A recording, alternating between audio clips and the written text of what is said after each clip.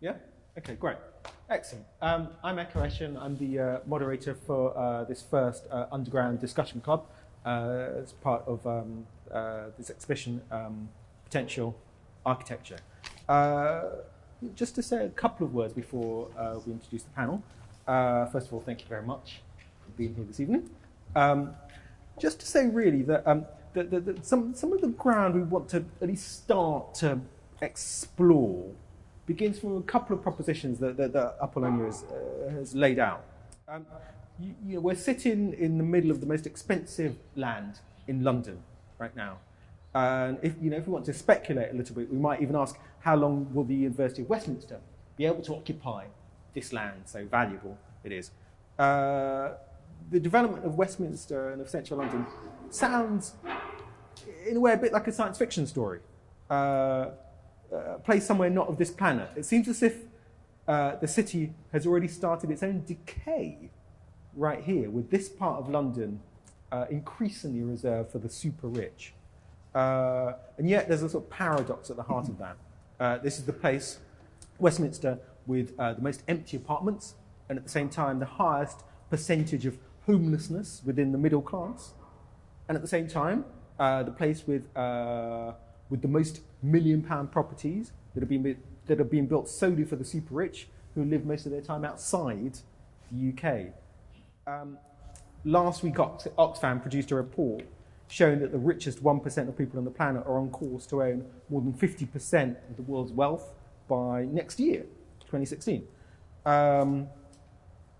There's not so much a sort of trickle down of wealth, which the rich like to talk about. There's a sort of cascade up that's taking place right now. And it's in this context that we'll be discussing this evening the elitization, the rise of the elite within our society, provoked by these kind of radical advanced forms of contemporary capitalism. Some of the questions you might ask are, what kind of impact does this process of radical social, economic and political change have on our immediate living environment, on our cities? How is spatial justice performed within the context of the city today? Who owns the city? And who decides about its changing character? Who benefits from the consequences of the urban change we're seeing, and who loses? If architecture is a responsible professional field that's about building the city, providing structures for social organisation and life, then it must be possible to think and to reflect upon architecture's own acts, its own doings, and the consequences of its own results. And to begin that process, I want to introduce my panel this evening. From my immediate left, Yasminah Beebeejaun, lecturer at the Bartlett School of Planning, John Kerr, Head of Critical and Historical Studies Programme at the RCA, Sarat Maharaj, Research Professor at Goldsmiths, and currently Professor of Visual Art and Knowledge Systems in Lund, Sweden, Katharine Heron, Professor of Architecture, Westminster, and Director of Ambika, P3, and John Goodbun, Senior Lecturer at University of Westminster and at the RCA. I'm going to be starting off with some discussion with them, but I think this is designed as an underground discussion club, and those words are kind of literally so. We're underground, but the emphasis is also in discussion. So we have kind of very esteemed panel here, but also I feel everyone here has a potentially a kind of professional insight into some of those issues, but also obviously a very personal approach to this. We all live in the city. The city is changing around us, and how we think about that and how we negotiate that is at least some of what we want to discuss this evening. But just to begin, I just want to ask each of you, and maybe I'll just start and go this way, just for kind of initial responses to some of the issues that Apolonija has been kind of raising and looking to address this evening. Can I start with you, Yasminah? You can, and I think that it's a really interesting set of issues to talk about. I mean, every day on the media we hear more about how London is more unaffordable, and the problems of the super rich and so on. But it really depends. I mean, actually, when you read the Financial Times, it has a rather different spin on the whole thing. Isn't it great that Westminster is this place where you can buy homes for over £1 million? And I think part of that is really the very pernicious and pervasive myth that home ownership is a natural right, and also that it just naturally happens, when actually it's very much a social and political set of constructs. Because as recently as 1914, a long time ago, but at that time only 10% of Britons were homeowners. So it really required a lot of work for the government to really promote this myth that actually owning a home is an asset, rather than that people should have the right to live somewhere, that housing is actually a human right. Thank you very much. Well, I think the privilege of age is to get less and less certain about anything. And in looking at Westminster, by the way, isn't it bizarre, perched over Westminster like that? It's like we're all participating in some weird war game, you know. Where would you like the first bomb to drop, you know, or send the troops in over there, perhaps? But the proposition is that Westminster is facing unprecedented change. Well, firstly, I think that's kind of tautological. Change is unprecedented, isn't it? All kinds. And London has always suffered very rapid and convulsive change throughout its history. And looking at Westminster, you know, we've got regicide over there, we've got plots to blow up the government over there and over here. We've got, you know, the first great urban renewal scheme, kind of reconstruction scheme running down here. It's always been, we've had Lady Tesco inventing social cleansing before anyone else had ever thought of it, you know. So Westminster's always been changing. But on the other hand, you know, there's a certain unchanging element about it. You asked who owned the city. Right. Well, that would be the Crown, that would be the Crown, that would be the Crown, that would be the Duke of Westminster, that would be the Howard de Walden, that would be the Bedford estate. You know, same old on that sense. So, change, but continuity as well. I think the one thing I would say is that the nature of change now is very, very different. So it's not that change is unprecedented, but what's changing is very, very different. And I think that there is a kind of cleansing going on that is deeply worrying for all of us.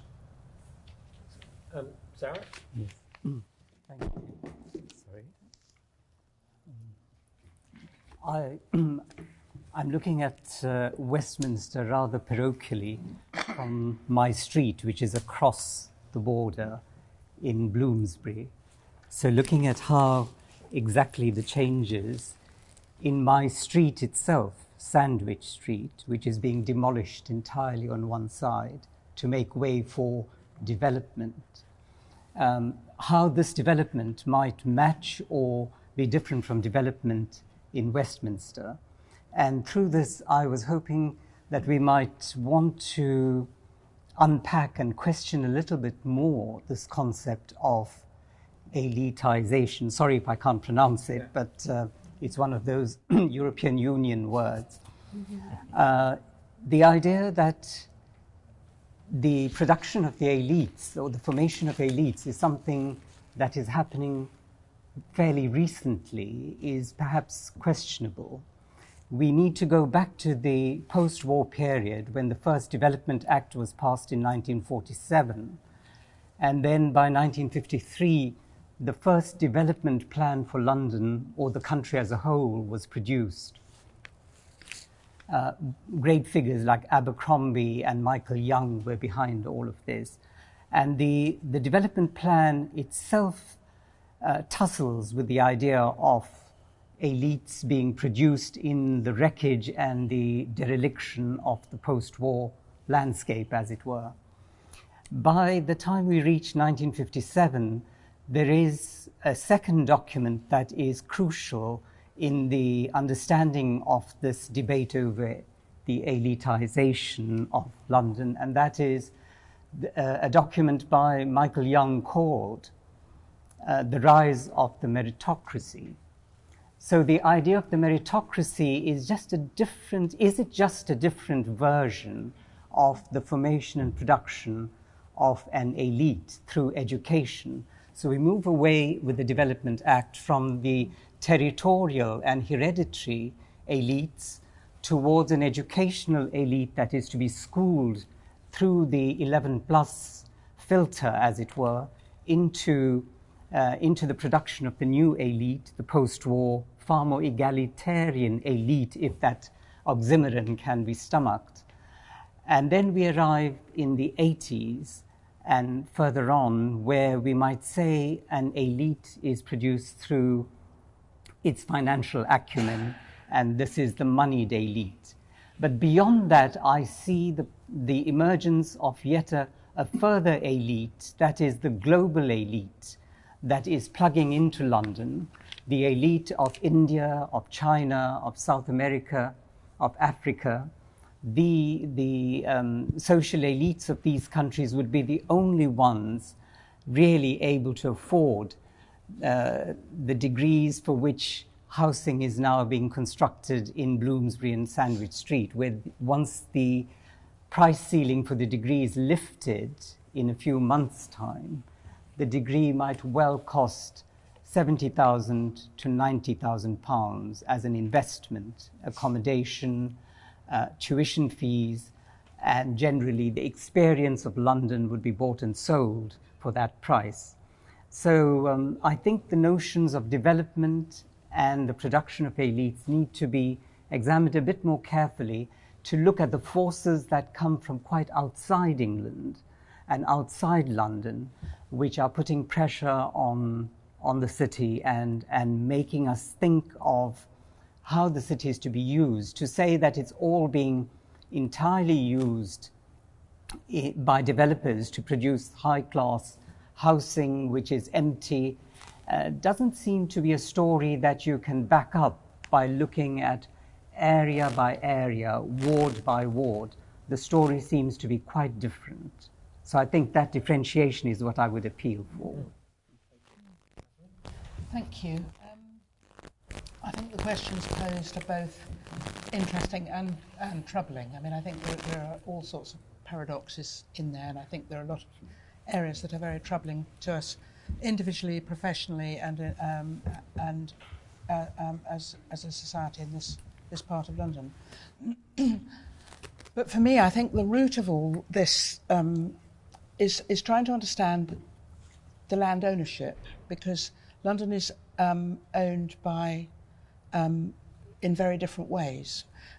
So this area of Westminster is very substantially, as Joe's just said, owned by very big estates or the Crown. I mean, that means it has, curiously, a sort of stability that areas that were state-owned or Quango-owned don't have. So any area that was, for example, in the London Docklands, for example, areas owned by something called the gas board, the electricity board, all the public utilities, have all been sold off.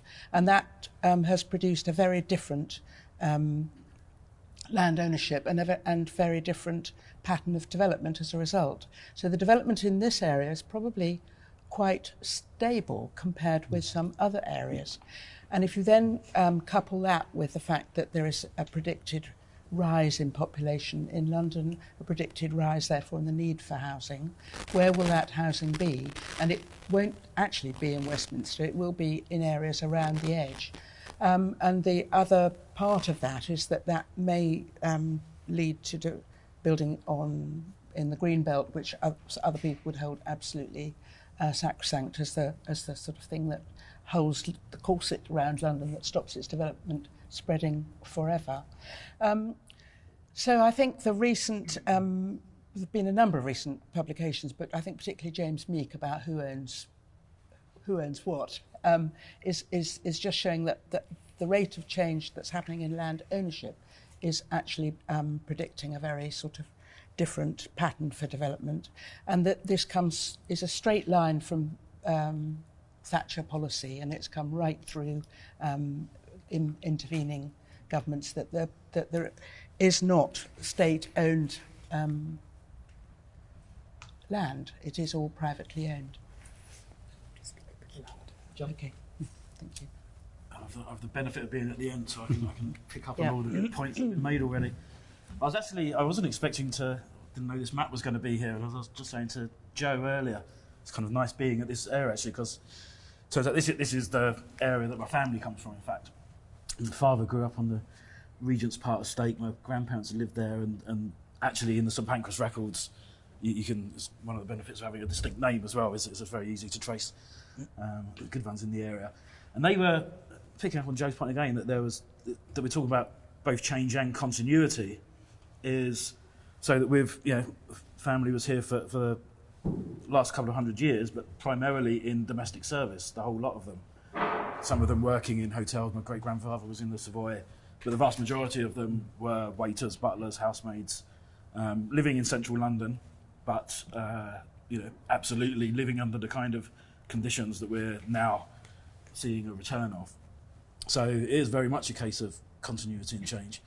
Maybe if there's one point that I would want to make about the changes that are happening at the moment, that are building on things that have been said, is that we really need to understand what's happening in London in the context of global capitalism today. And without, this could be a kind of 2-hour comment, but to keep it as a 1-minute comment, it's just simply that capitalism is finding it increasingly difficult to make a profit out of production. And this is something that, theorists have been pointing out since Marx, following Marx, and that actually the production of asset bubbles is by far the easiest way to make money. And as it becomes increasingly difficult to make a profit out of production, you're seeing, whilst at the same time we've got ever greater quantities of capital seeking investment, then one of the primary ways of doing that are basically through stock market bubbles and property bubbles.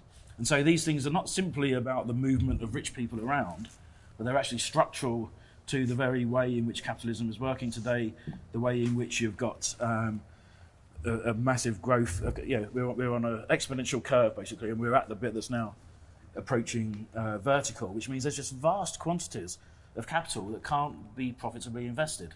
And so they are now being sunk into cities as basically Ponzi schemes. Thank you very much for all of that. So just to sort of play back, one question that strikes me, I think you've all sort of usefully begun to interrogate some of the things we're talking about, but one of the things you've highlighted in different ways is that change happens to places. Change is a sort of permanent fact. With that in mind, what's the trajectory we're looking at this? Is this a permanent shift that's taken place right now, or is it just another change? Is it just another version of what's always happened? Who wants to pick that up? Yes and yes, actually. I don't think there's a polarity between those two things. I think we have to guard against the notion of permanent change because, having heard a lot about the kind of history of the rise of post-war meritocracy, everyone thought that was an inevitable process. And suddenly, in 1979, the thing was tipped and went the other way. And now we're virtually all the imagined social gains of that period have been reversed, and we're probably in a worse position. So I would guard against saying that anything like that is permanent. But the thing that is permanent in London, of course, or the thing that is at least permanent for a generation or two, is building, is architecture, is infrastructure. And those changes in London are kind of profound and getting alarmingly irreversible. And I would say, just to be contentious, that I think architecture as a profession has been remarkably complicit in the process of destroying things about London that I hold dear. In which ways? Well, you can't see it in the flat. You probably need to be standing in reality in one of these things and look out across London, and see the, we all know, what's the figure? Is it 230 towers in planning at the moment? Most of which are only there to kind of garner profit and aren't any kind of obvious need. Oh, stitching up students, of course. That's the main purpose of all that. But we know that London's being transformed on the basis of profit and no other criteria. So, Sarah. Yes, I do think the development is quite distinctively different. We are seeing a transition from various definitions of the city, from a colonial capital to a imperial capital to a post-colonial capital to what I would now say is the production of a truly global city. And what is the nature of this global city, and what kind of ambience does it give us, which is so distinctive about London and which makes it such an interesting place. This is now to speak on the positive side of what this city has thrown up in this phase of the coming together of things. Why it seems to be closer to a city like Shanghai or Mumbai or Lagos, I think many commentators have already pointed out that if you take London in relationship to the other cities of the United Kingdom, then London is 7 times larger than the 17 largest cities of Britain. So the gap in scale between the capital and the hinterland is so dramatic that you're beginning to see a kind of urbanization which you might connect with Mumbai or with Delhi, the depletion of the rural areas, the rise of a technologized agriculture and so on in China, Africa, India, means the drift into the cities, and in that the production of a totally different process of translation and connection. So I mean, my question there gets to the panel, and I'm going to open up questions to the audience in a minute, but is there precedent for that then? Because you've all cited kind of historical instances, we've tracked back to Thatcherism and so on. Is there precedent for what we're seeing right now, or is the fact that London is a sort of nexus and a global matrix, has that taken us to somewhere else? Are we in a new phase, or is it just another phase? Well, I suppose that there is precedent, although it is different. If we just think about the Industrial Revolution, a time when cities and urbanisation was really started to occur in cities such as Manchester, we saw terrible inequalities between people. And the thing that's really interesting and different is perhaps that during that time period, in a time when there wasn't really a democracy as we would recognise it now, that people actually acted. They actually saw that that was a problem.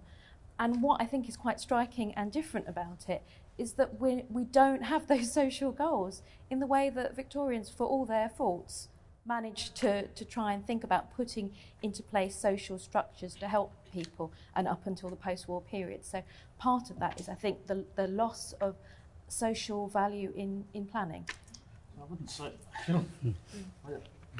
It's quite a charitable reading of the Victorians. Yes, it is. and it's kind of, by making it seem like a philanthropic mission, you're ignoring the fact that there are enormous social struggles over the control of space during that period. So it's actually, in many respects, and this is always the case. The city is just a graph of the class war, as it were, or class war and bigger social forces. It is. So is it precedented or unprecedented? Well, it's both. This is a unique new situation, but we can see lots of historical precedents of it and geographical variations of it. And will it change or not? That's not an architectural question. That's a social question. It's a question of the balance of political power. Sorry. Well, I was just going to say, we haven't talked about cataclysmic change, which some people have suggested climate change would produce, and I'm that's in a way another strand of conversation. But I think it's just worth raising it. And what would happen if we had the water level rising to the levels that some people are predicting? London would be completely different. The whole of the drainage system would stop working. The whole of the underground transport system would stop working, and great areas would be underwater. But that's cataclysmic change, and I think actually this conversation is not about cataclysmic change, although that is on the radar. And just the effects that the environmental questions are going to start having on how capitalism develops, which aren't necessarily, it's not necessarily going to slow it down. I mean, actually, it tends to work well in conditions of crisis. So actually, environmental problems might actually make the situation worse. I'm always stuck with the sensation that sort of London's done it before. They excavated the bones of a hippo under Trafalgar Square not that long ago. But in terms of, London's so used to being a global city. London just kind of wears it naturally. For the last 200 years, for all of modern history, London has been a global city. In 1800, it was the largest city that anyone knew about. There may have been larger cities in Asia, but nobody had measurement of them. And 90% of world trade came through the London docks. That's pretty global. So the nature of that's changed, but London has always been comfortable with the fact that it's a nexus point in all systems that control the world. Have we got the microphone here? Just to check. We got any hands up initially? I'm happy to keep going, but we've got one just here.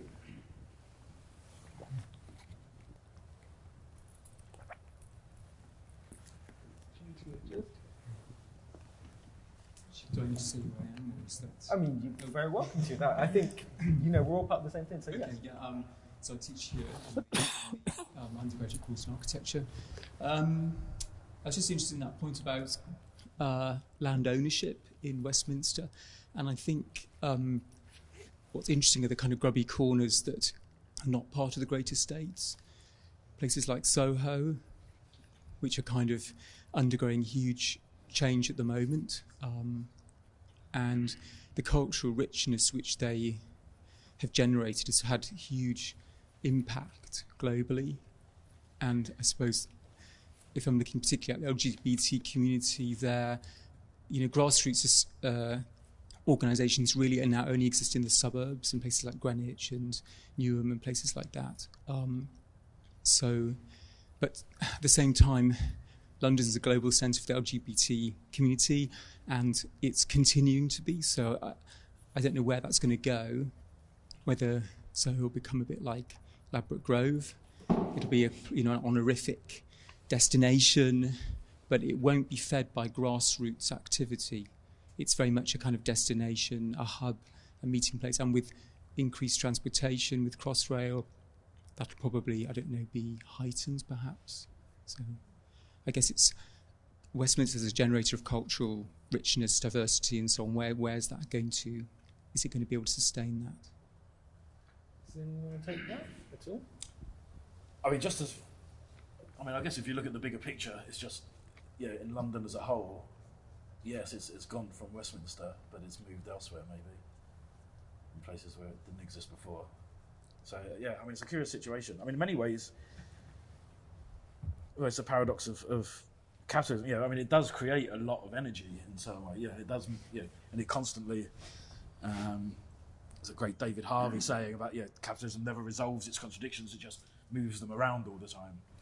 And so I very much take the point about cultures being squeezed out and areas being cleansed. I suppose that what's interesting is that they're not being squeezed out in the way that everyone thought they were. It's actually becoming a destination for groups and interests, but in a different way, I guess, somehow. So it is transforming. It's not simply being lost. I have to say I use the word cleansing, and I think actually we probably shouldn't use it, should we? Cleansing has a kind of an awful set of associations in the last 20 years, and what's happening in London is nothing like that. That's true. In fact, bizarrely, we normally associate it with the military. Who are one of the groups that have been squeezed out of Westminster? Well, it would be the military, wouldn't it? You take the barracks over there and you put Saatchi in instead, and Hyde Park Barracks is about to go. So what a bizarre kind of cleansing, whether it's the military that get kicked out. Anyone else? Just down in front here. Comment and a question really to Apolonija, and also to congratulate Apolonija for this structure that we're sitting in as an artwork, a piece of architecture, and the fact that we are taking part within it, which I like very much. And also just to kind of track back about 4 decades when I first came to London, it was a very different city, grimy, scruffy, but much more of a level playing field, more democratic in a way. I was an architecture student, and we were involved in lots of squatting and activities which engage with the fabric of the city in lots of different ways. And actually thinking about what the city's like now, if I lived today like I did in the 1970s, I would be arrested most of the time, probably, and in jail. So my feeling about the development of the city is one of being squeezed out, literally as well as metaphorically. I now live in Brentford, it's out in the west, and feel that the centre is kind of out bounds in a way. And in fact, I don't often go into the West End because it's so crowded, which is a kind of another symbol of the global nature of the city. So yes, it has changed very much. But really, a question to Apolonija is: do you see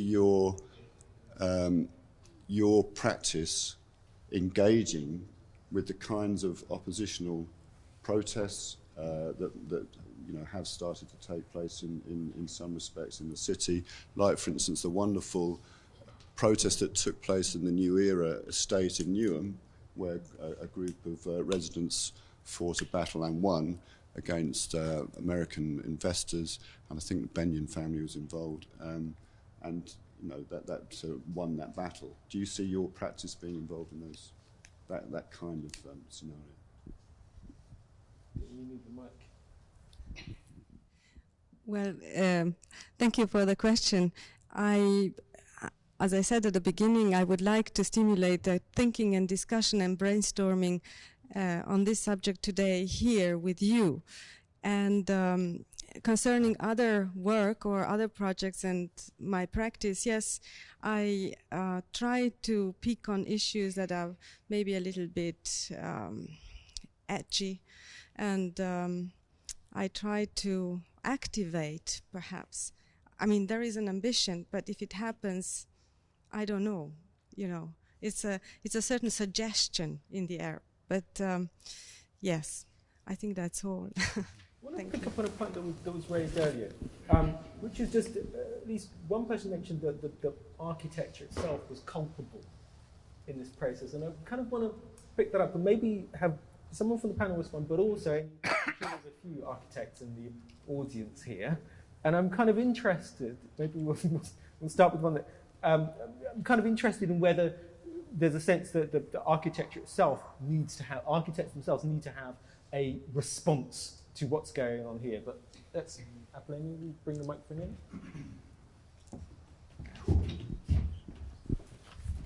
October Parliament. Yeah, it is a very relevant question for me. I'm Sean Griffiths, by the way, and I'm kind of a member of a very particular elite in this room. I'm one of 3 professors of architecture of this institution sitting here. And I'm also part of this exhibition. I have a piece in the other room. And that's kind of relevant because I was being asked yesterday what my piece has to do with the theme of the exhibition as it's been explained, which is to do with all of the issues we're talking about today. And I had a very successful architectural practice called FAT, which we finished a year ago. And one of the reasons that we finished the practice was because there is no possibility of any form of radical action within the profession of architecture anymore, which is why I'm here today and not at MIPIM in Cannes, where I might have been 5 years ago. And yeah, there's very much a sense, I think, that the profession as a whole has been swallowed by the property industry. And there's no debate. I mean, I was reading today in the Architects Journal a kind of blog from MIPIM, and I'm going, oh my God, I'm so glad I'm not there. There's no kind of critique happening whatsoever. All of the architects go there to try and get jobs, to try and get the jobs of the tall buildings here and so on and so forth. And I think it's a very interesting thing within the context of this school, because and other schools, because we train architects, and if you came and saw the work, you'd find most of it is incredibly radical and interesting and provocative, and it's a major concern of mine that students from this school who have this fantastic education then go and work in these offices where they're working on the kinds of projects that we're talking about here. So I think I think one of the issues is what are the alternative roles for architectural students, and to a degree I'm trying to demonstrate a possibility for that in a way, but there may be others.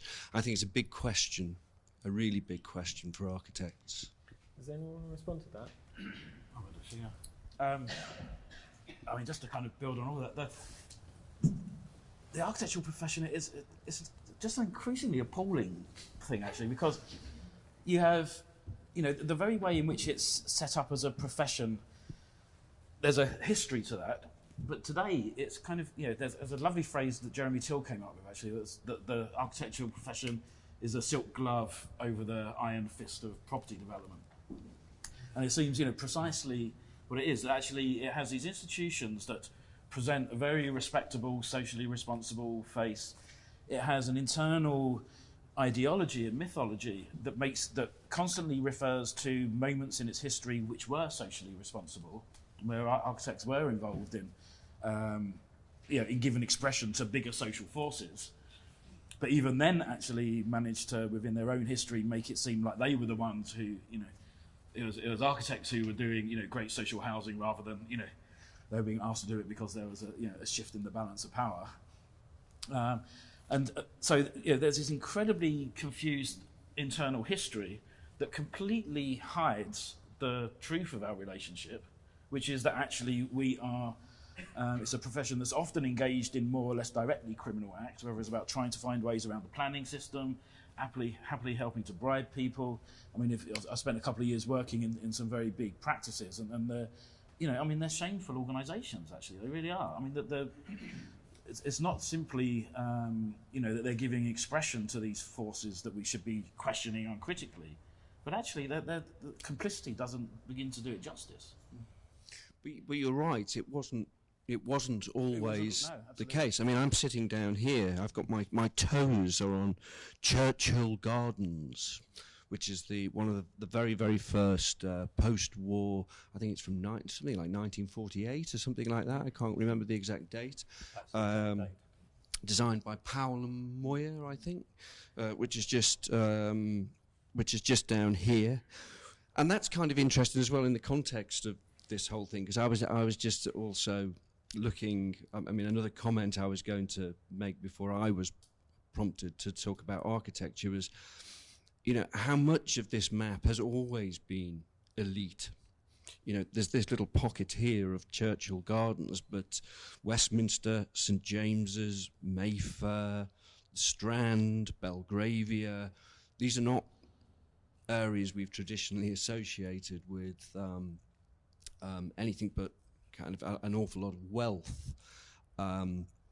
So I kind of think that's kind of interesting within the context of the debate about the city, that we're focused on Westminster, and perhaps there are some areas kind of over that way that were once not such wealthy areas. Okay, behind you, Sean.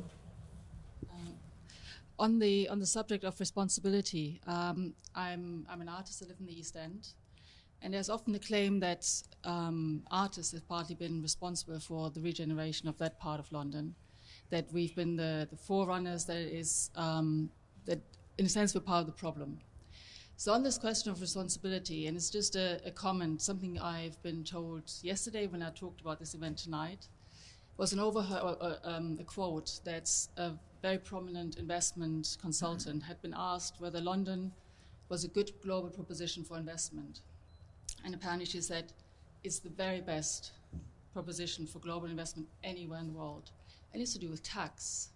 And it's to do with how that investment is treated, how it's being brought into the country. And so I don't know whether it's a question, but there's a responsibility of architecture, there's a social responsibility, but there's also a huge political responsibility that I don't know how we access. I don't know how we change, this is a democracy, we have the right to, but how do we actually access that?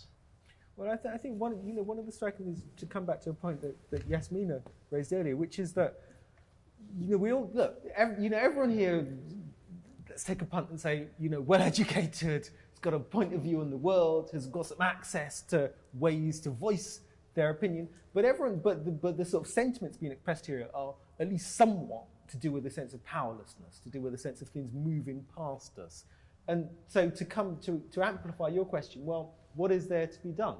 You know, what are the ways to maybe ask some pointed questions, or to at least start to posit other ways of looking, being, thinking around all these things? I mean, that's just a kind of comment, again, someone from the panel, or we can keep going. I don't know if anyone wants to.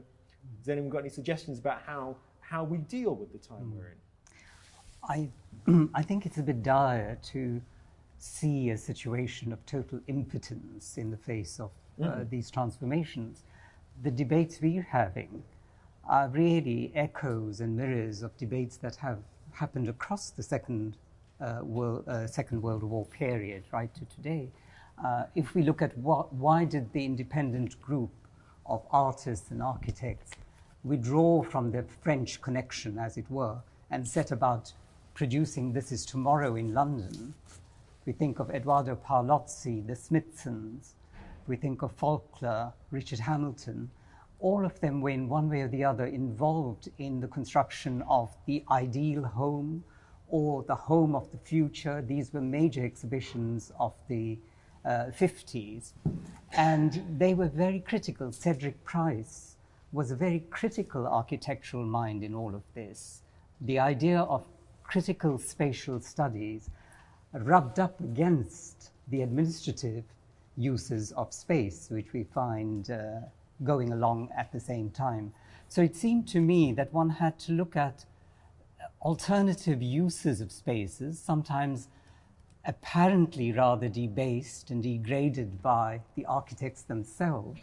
But what people made of these spaces is deeply interesting. We have in Bloomsbury, for example, the estate agents now call it quintessentially English, and yet it was Irish and Welsh and the Scots presence that we find traced across the whole of the landscape there. Today, I feel we're in the transition from what I call Bloomsbury Halal into a new phase of the understanding of the texture of Bloomsbury. And the university library is almost entirely empty. Where are all the students reading and discussing and debating? And you find this might explain the spate of coffee shops in the whole area. Annoying as it is, on one level, to see so many coffee shops, to see our hardware shop become a coffee shop, to see our Cosa Nostra sandwich shop become Sandwich Street Kitchen, in order to give it a chic kind of resonance. And if we look at the transformation of the Snappy Snaps, which was irritating when it came to the street, but has now become a coffee shop, and everything's becoming a coffee shop. So this desire for conviviality and exchange and contact and some sort of translation between people who have suddenly been dumped in this area, which has one of the highest densities per acre. I think in the post-war period it was suggested the density per acre should be 100, and then it goes up to 136, and then eventually in Chelsea and World's End and Bethnal Green, it's accepted that density per acre would be 200, and so on. I don't know what the density per acre is today, well, but it'd be very interesting for us to... Ironically, the densest bit of London is actually the richest bit. It's just over there, South Kensington. I'm sure, yes. That density and poverty were always seen as kind of bedfellows, but actually wealth and density over there. Well, hence the broom cupboard sales there. By the way, I hate to say it, you're standing on my house, which makes me feel very unnervous. Well... But in terms of what we do, obviously, call me old-fashioned, but the first thing we do, for God's sake, is vote in May, isn't it? You know, change what's going on over there.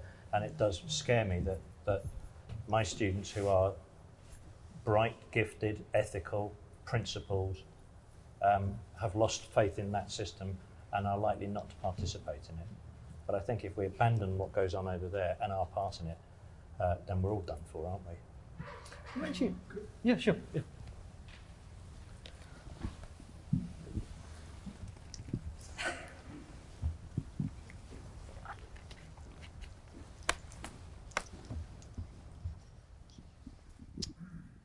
I'm Ansuman Biswas. I'm an artist. I have to say that I'm one of the people that's lost faith in what's going on over there, and I don't know that appealing to any powers that are housed there is going to make any difference.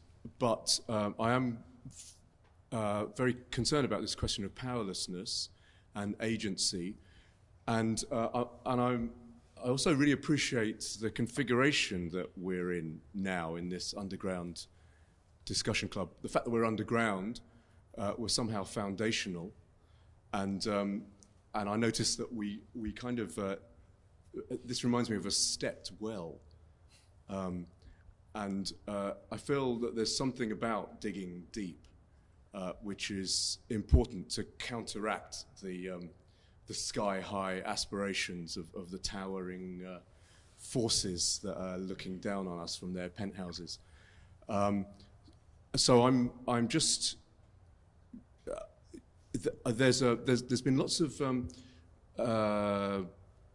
intellectual appreciation of the history of change, and one notices that change is constant, the one constant perhaps, and that things swing back and forth.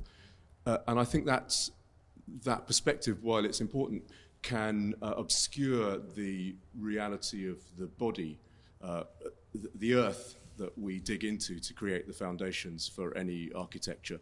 And I feel like there's something that we're being invited to do here, which is to find the power which perhaps stirs things up from the darkness of the soil, from under the ground, shakes the foundations of the buildings. And that's the way that I begin to access my power. It's not in looking to the buildings over there and the men who control those buildings, but it's in somehow generating a kind of conviviality amongst ourselves and our own bodies by digging deep into our emotional and bodily selves, which a kind of conviviality which doesn't depend on the coffee shop. Thank you. Anyone else? Just up there. Hi, so I'm a second-year architecture student here, and you've been talking about being educated and about finding the right words and, knowing, how to voice your opinion. But there is also, as architecture students now within the 7 years system that a lot of people are not reaching the end of, we are entering the real world from a very weak, point. We're entering the system in debt, and there is this kind of gap between, the creative and the regulations that we need to look at and design with. And yesterday I've been to an architecture practice looking at somebody who designed housing, and they're showing me lifetime homes and the regulations and how they put it together and all of that. And I'm thinking, well, okay, great, great, but there is a portion of the housing that is affordable housing, and there's a portion that is, and the architect is just, responding to the client's needs of where the affordable housing needs to be, which is on the north side with not much light and with, the smaller balconies. And he's like, and I'm thinking, if you don't even have the choice to make the balcony as big as the private house, what are we doing?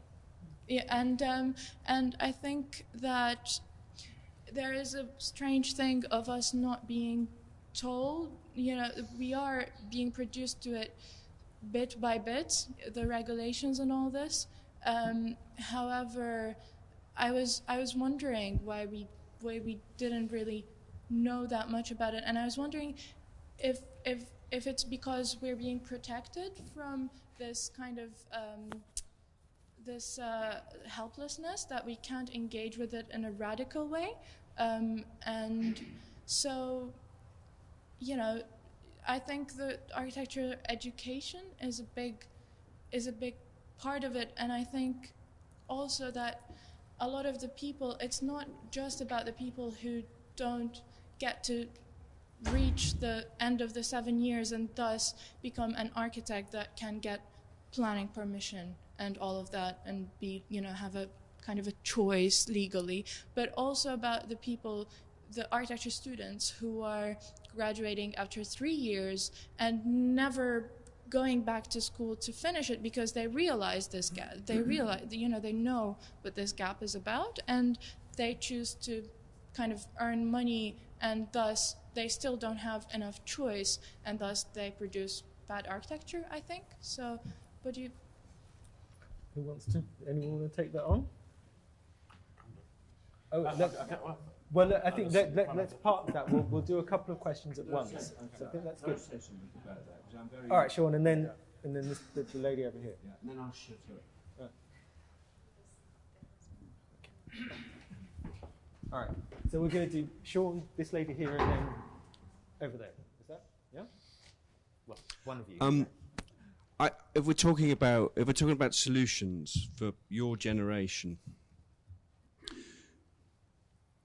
some of us who are a little bit older than you are very lucky, because we could be in this city 20 years ago, 30 years ago, 40 years ago, and you could do something because you could get a council flat, hard to let council flat, and pay 20 quid a week rent, and maybe get a part-time teaching job which paid you 200 quid, which made you feel incredibly rich in comparison. You can't do that in London anymore because your, 250 quid goes on your rent, and that's it. So what I would say to your generation is get the hell out of here. There are loads of fantastic cities in this country that need people like you to go and do something in them. Go to Manchester, go to Sheffield, go to Birmingham, go to Newcastle. They're great places. You don't have to be here. Lady over there.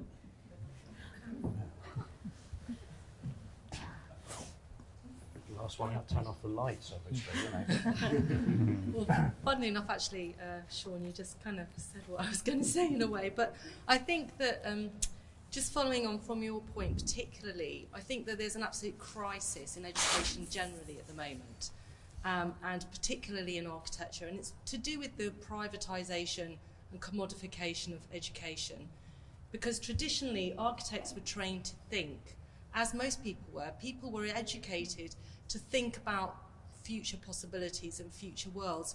And now we have a situation where actually students are really worried about the fees and the debt that they leave university with, and also about the job opportunities that they have.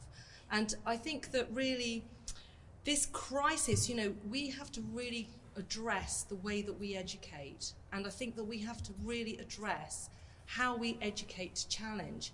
Because I think it's one thing in the ivory tower to say, okay, look, you know, what do we think this is wrong, or we can do grassroots things.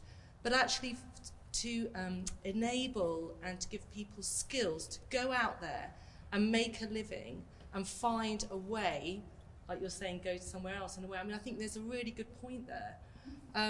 But, you know, to be able to actually arm people with those skills is really paramount, because otherwise there won't be any change. Because, you know, I mean, I was just thinking about some of my students from last year. I teach an undergraduate here. And they're really disappointed because of the work that they're actually doing. They feel so stymied by it. So I think I just throw out the challenge and say we have to really fundamentally address this at every level. I mean, going back to London, it is extraordinary, isn't it? You put a bunch of Londoners in a room together and they get very miserable very quickly. And it is worth saying that actually London's incredibly exciting right now also, you know. There are amazing things happening in the city right now. I think people have always, there's a generational thing, you know, people when the city they grow up in changes, they think, oh, it's going to the dogs. You could read John Stowe 500 years ago going, oh, I should have seen London when I was a kid, it was brilliant. Now it's just shit, you know. And we're doing the same thing 500 years later. But I mean, I was just thinking, look at that, right across the middle of this map, there's Oxford Street, right? That was a Roman road, right? So it's been there for 2,000 years, more or less, running across there. In 1900, they put one of the very first deep-level tubes all the way underneath it, creating the central line. And now they're putting Crossrail underneath it there. Isn't that fantastic? You know, this city that's reinventing itself. And I suppose it also means that, in a sense, architecture is slightly pissing in the wind, because what's happening in London right now is just fantastic, huge infrastructural projects, which I think are amazing. But that's me. Coming up to, yeah.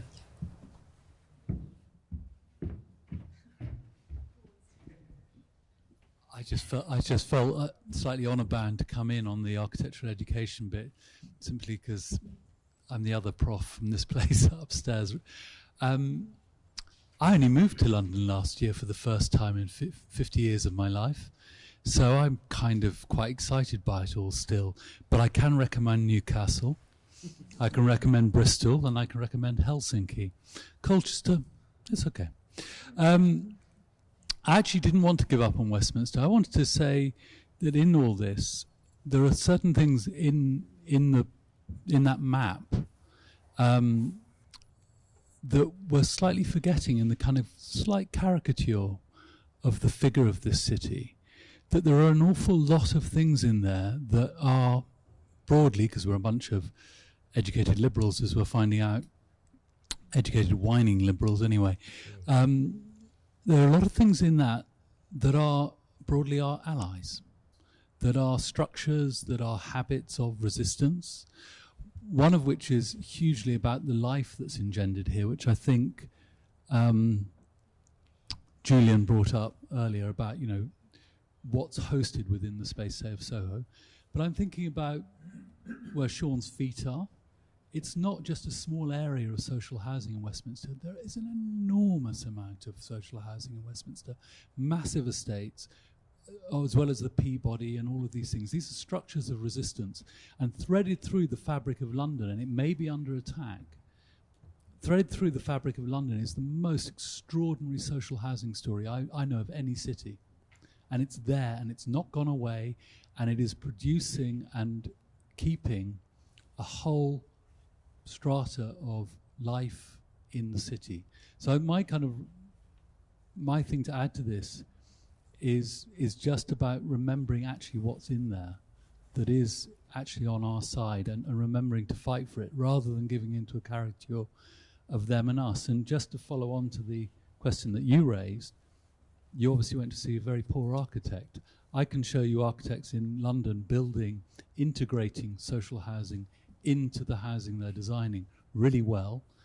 And I suppose what I would say is that I think finally one of the spaces within the grid of London, within the grid of that map that seems to be an ally, is the space of education. And I see academic space as something very complementary to broadly the commercial space that dominates the city. And within architecture, I think one of the things to articulate in architectural education is the idea of the importance of that academic space as something that asserts itself within this fabric just as much as the commercial space. Just to follow on from Harry, I would agree. And two quick points about architectural education and about practice. Just picking up on the student perspective, I think it's very interesting that she pointed out the kind of Janus-faced aspect of architectural education. On the one hand, promoting creative and critical practice. On the other, promoting professionalism. And if you interrogate the way in which the life of a student progresses across the course of their architectural education, my own reading of it is that there's a kind of slow process of civilization that occurs towards a particular culture of compliance. So when they're ready to leave architectural education, they are compliance ready for the particular regulatory frameworks within which they have to operate once they leave.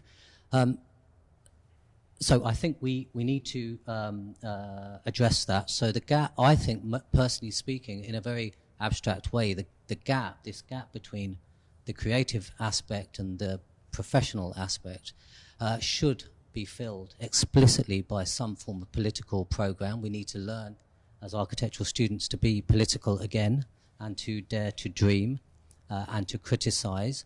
And I also am slightly more pessimistic than you, Harry, about the way, to what degree we can protect academic space. Of course, there is the wider context of higher education, its commercialization and neoliberalization.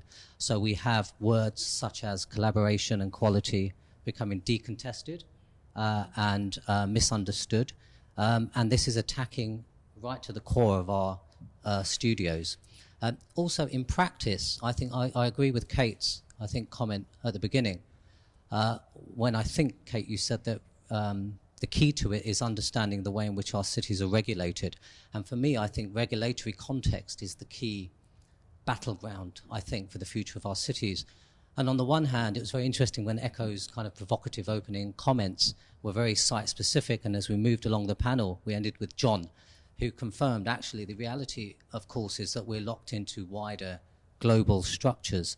And to move outwards from this map to those structures, we'd kind of encounter a bewildering complexity that we couldn't possibly capture. So I can't help feeling that that we have to go into the map and address the scale of the body, address the scale of the speech act, and see regulatory context as a battleground. And just to end, I mean, my experience as an architect really pointed out the difference if we look at development control and engaging with planners on the ground. It's very interesting. There's a very clear cultural context about how one could do that here.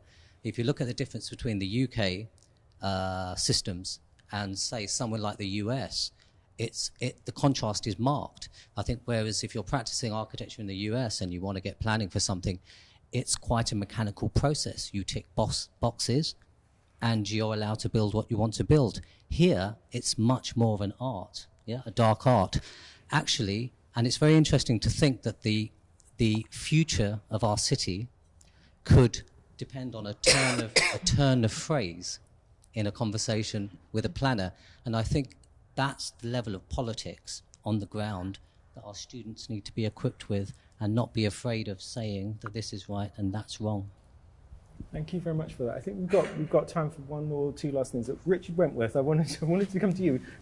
You know, your aspect of your show at the Hayward right now takes us back to the post-war years, to Britain in the 50s and so on. And I'm wondering, from your point of view as a kind of long-time Londoner and so on, whether you feel cause for optimism about the experience of living in this city or not.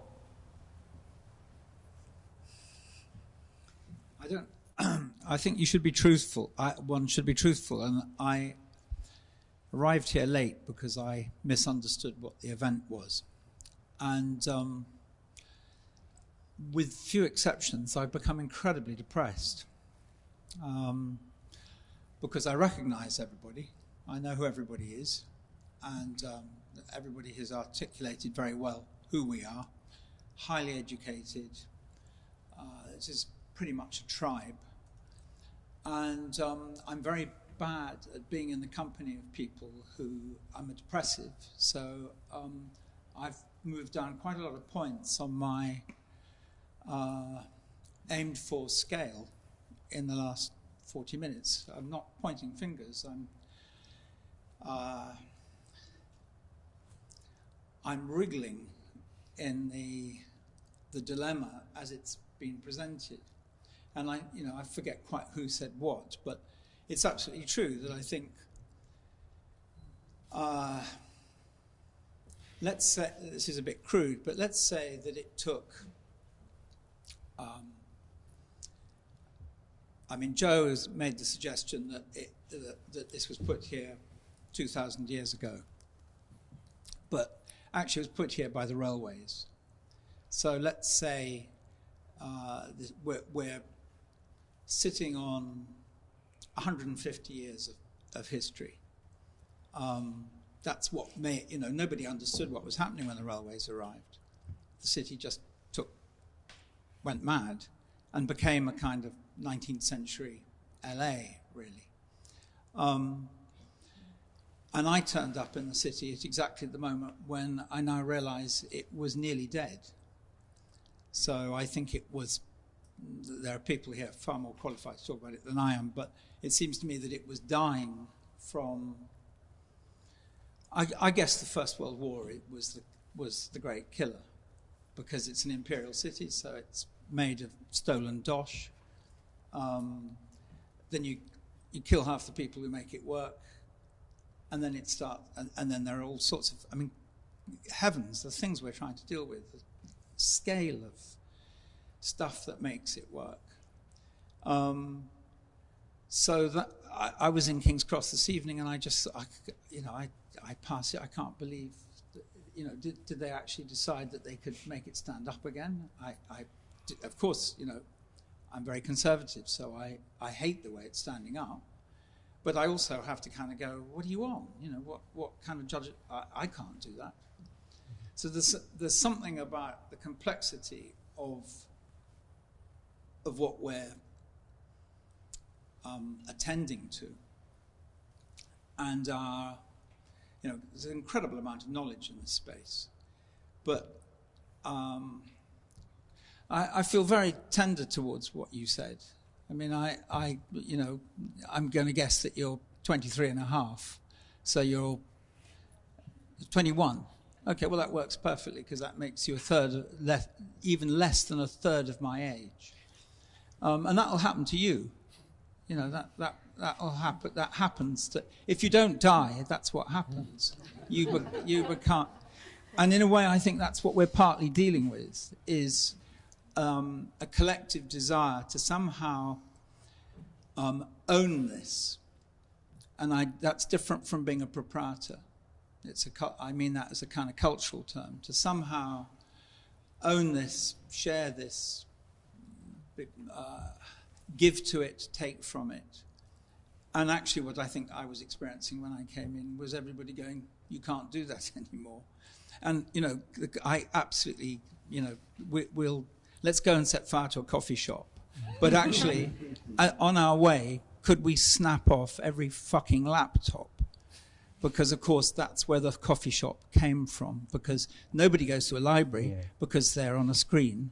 And then they have to take their little screen to a little place which has to be warm. And, of course, that's exactly what the pub was in the 50s, the 60s, the 70s. It was the only place you could go and be warm, spend very little money, and be sociable. And the coffee shops were also the seats of enlightenment. We shouldn't forget that too. Well, the arrival of coffee meant the enlightenment in Scotland and in England. So I think, Sarah, hold that for a moment, because I think I want to wrap up, but I want to come back to the panel and to ask you whether, I think we've had a good discussion that's ranged across some territory. I'm interested in whether there's any change or further thought that you've had from the beginning when you posited a particular position to where we are right now. And I think just to throw things out, we might start from the end there and work backwards to here.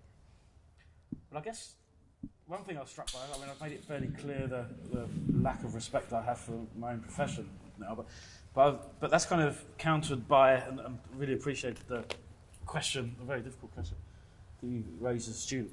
And actually, that I would still, I think it's worth noting how valuable architectural education is, and actually what's going on in the schools. And in particular, there's what we don't cash in on enough, or what we could make a great deal more use of, is the kind of mix of stuff that happens in architecture schools, which is a kind of mix of dealing with text, of working with films, of working with images, of working with very cross-scale, cross-media stuff, is the only way that you've got any chance of beginning to understand this nexus of forces which is going on.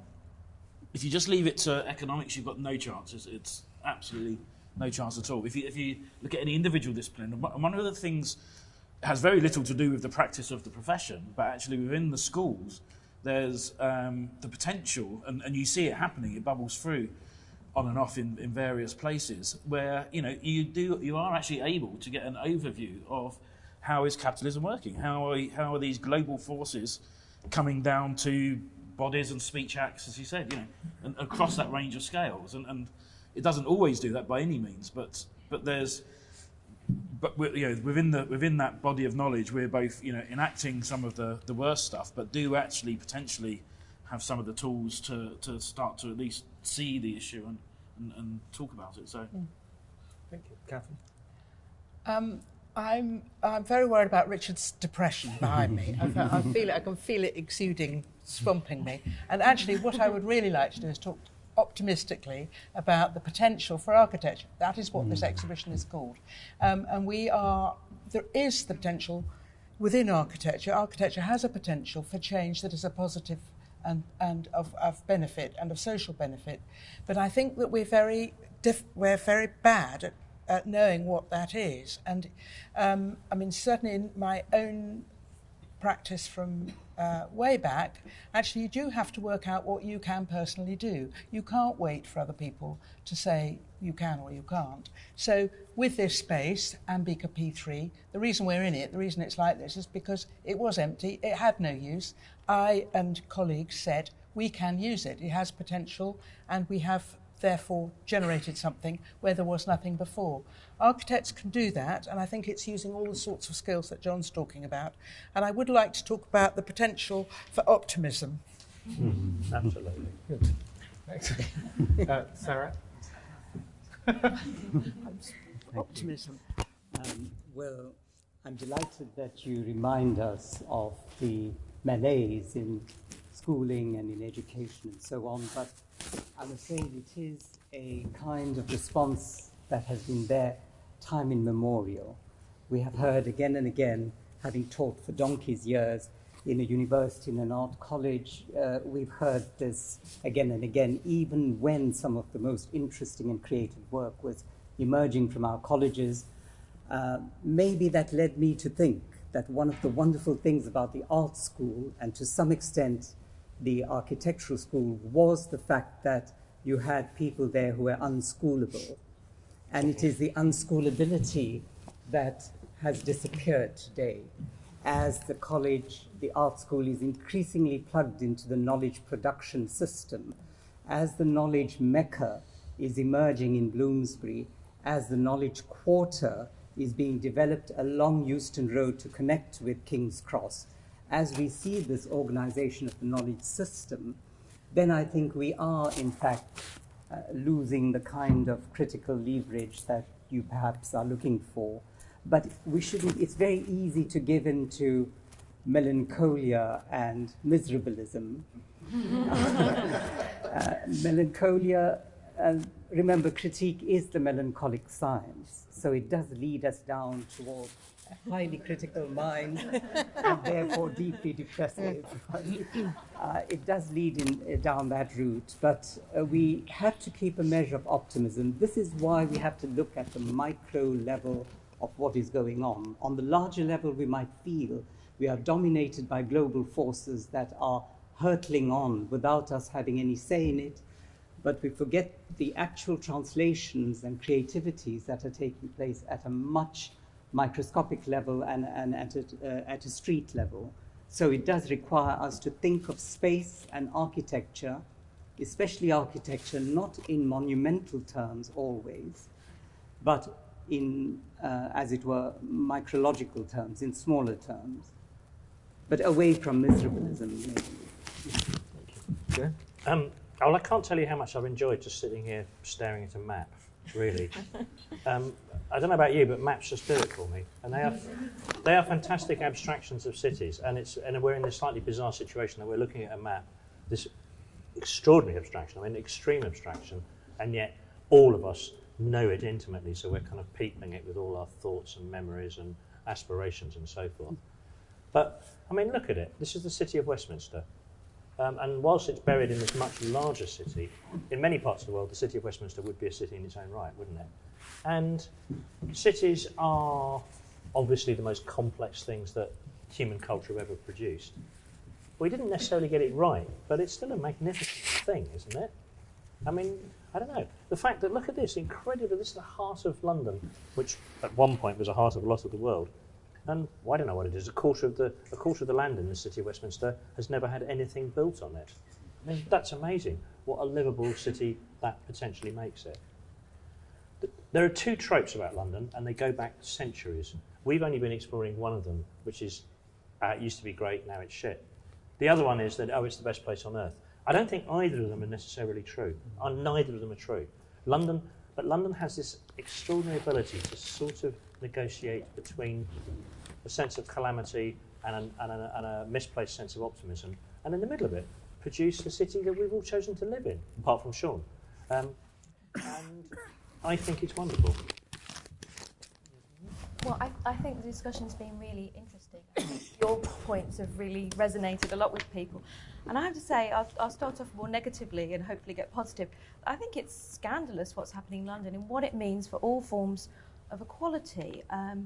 That what Westminster means to me is that as the child of an immigrant, Chinatown is a really important place to my family.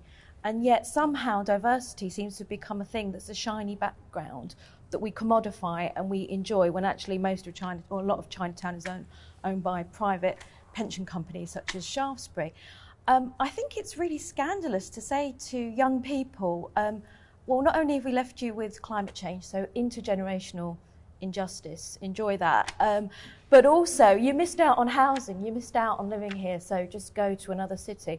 And I mean, I've just come back from the north after living there 14 years in Manchester and Sheffield. They're great cities, but we shouldn't be going back to patterns of you can live in a city if you were fortunate enough to be a landowner or to own a house here. So my other point was, I think that we shouldn't be so dismissive of education. I left school when I was 16, and the University of Westminster has a very special place in my heart because I came here and did an access course, and that transformed my life. So, you know, in all sorts of ways. Of course, we have an amazing privilege. I think we shouldn't be so dismissive of that. And I think the point that you were making, well, I'm sort of carrying on from that, which I thought was really interesting, just about where have we gone with democracy. And it's not just about Westminster and national politics, it's the democratic life of the city. We should be able to engage with this, all of us, whether we're rich or poor, young or old, whatever our ethnic group or our sexuality. And I think that that's a real challenge that we haven't really even started to grapple with. Thank you very much. So I look forward to continuing this discussion outside this wonderful structure. But for now, please join me in thanking our wonderful panel. And thank you for taking part in the Undergrad Discussion Club this evening. Thank you.